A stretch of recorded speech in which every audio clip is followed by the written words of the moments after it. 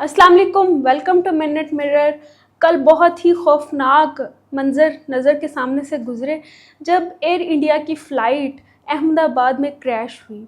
242 मुसाफिर सवार थे और ये फ़्लाइट इंडिया से ब्रिटिश जा रही थी। फैमिली सवार थी इसमें, बहुत से लोगों के दिलखराश मंज़र भी देखने को मिले। बहुत से लोग जो कि अभी खुशी की लहर थी उनमें कि वो मूव कर रहे हैं, आउट ऑफ कंट्री जा रहे हैं, वहाँ पर जाके सेटल्ड होंगे, इस तरह की न्यूज़ भी सुनने को मिली।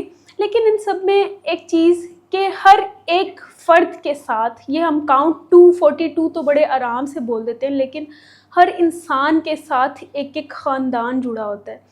और इतना कोई दिलखराश मंज़र थे, इतने को डिवास्टेटिंग मंज़र थे जब वो क्रैश होने की वीडियो भी हमने देखी। जहाज़ की बोइंग तैयारा था और बल्कि उस तैयारे के बारे में कहा जा रहा था कि इसका अभी कुछ दिन पहले 11 साल का रिकॉर्ड मिला है कि इसके कोई तैयारे तबाह नहीं हुए हैं। हालांकि बाद में अब थोड़ी बहुत रिपोर्ट्स आ रही हैं सामने कि इसके अंदर बेसिक सेफ्टी मेजर्स भी नहीं थे।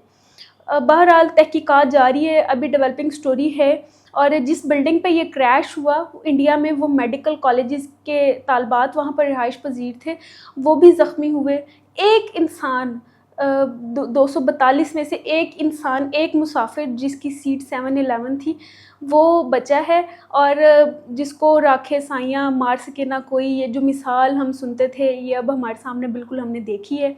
और वैसे हम सोगवार के साथ गम में बराबर के शरीक हैं पूरी दुनिया से, बल्कि बॉलीवुड से, हॉलीवुड से, लॉलीवुड से, हर तरफ से लोग जो हैं वो इस पर गम का इजहार कर रहे हैं कि वाकई बहुत हार्ट रेंचिंग स्टोरी थी ये।